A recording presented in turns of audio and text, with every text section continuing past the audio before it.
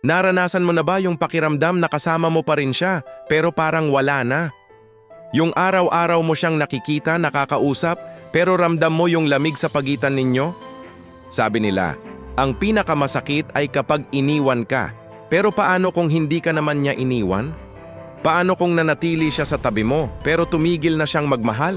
Araw-araw, gigising ka sa katotohanang yung taong pinangarap mong makasama habang buhay ay kasama mo nga, pero ang puso niya nasa iba na o baka naman wala na talagang nararamdaman para sa'yo. Para kang multo sa sarili mong relasyon.